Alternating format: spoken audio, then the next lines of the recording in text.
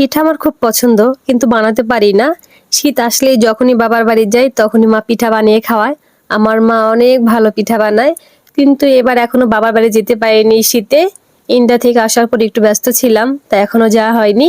বড় বোন এসেছে, তাই বাবা অনেকবার কল দিয়েছে আমাকেও যাওয়ার জন্য, কিন্তু আমি যেতে পারিনি। আমি যেতে পারিনি তাতে কি হয়েছে, মা তো আর ভুলে যায়নি তার ছোট মেয়ে মেয়ের জামাই পিঠা খেতে কত ভালোবাসে। তাই তো বাতিজার কাছে পিঠা পাঠিয়ে দিয়েছে আমার জন্য। আর আমার বাতিজাটা সেই ছোট্ট বাতিজা কত বড় হয়ে গেছে, পিসির জন্য খাবার নিয়ে আসতে পারে।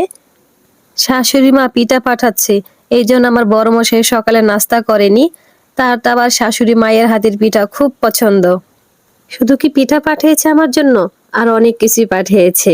আমাদের জমির লাউ, গরুর দুধ, আতপ চাল, ডালের বড়ি, লাউ ফুল, এই সব কিছু আমার অনেক পছন্দ। তাই তো মনে করে মা সব কিছু পাঠিয়ে দিয়েছে। মারা না এমনই হয়, মেয়েরা কি পছন্দ করে সব কিছু মায়েরা জানে। আমিও সকালে নাস্তা পিঠা দিয়ে করেছি, এরপর চা বসিয়ে দিলাম।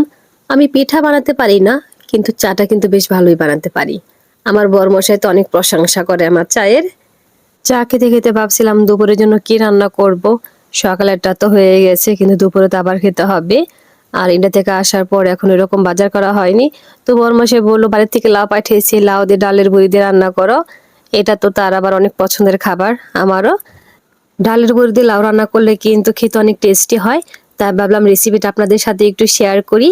প্রথমে আমি লাউগুলো এভাবে কেটে নিয়েছি, আর এদিকে আমি কড়াইতে তেল দিয়ে ডালের বড়িগুলো একটু ভেজে নিব। একটু লাল লাল হলে ডালের বড়িগুলো নামিয়ে নিব। এরপর আমি কড়াইতে অল্প করে তেল দিয়ে দিয়েছি, আর তেলের মধ্যে দিয়ে দিলাম একটা শুকনা মরিচ, কালি জিরা, আর কয়েকটা কাঁচা মরিচ।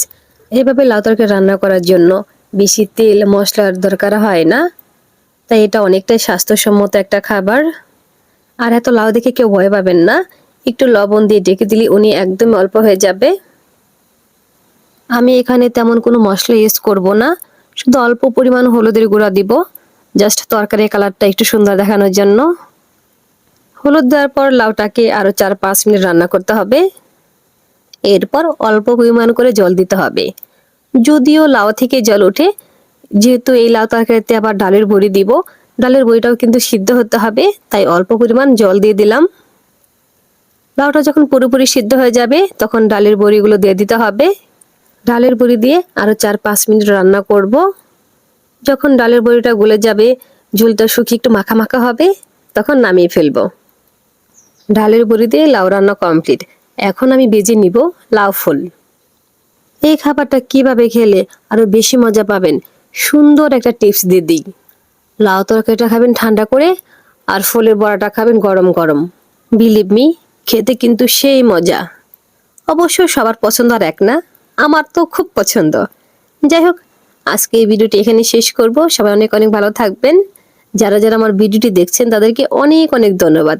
যারা ফেসবুক পেজ থেকে দেখছেন প্লিজ আমার পেজটা লাইক ফলো দিবেন, আর যারা ইউটিউব থেকে দেখছেন প্লিজ আমার চ্যানেলটি সাবস্ক্রাইব করে দিবেন। দেখা হবে পরবর্তী ভিডিওতে। সে পর্যন্ত সবাই অনেক অনেক ভালো থাকবেন, আমার জন্য বেশি বেশি আশীর্বাদ করবেন। Bye bye, tata.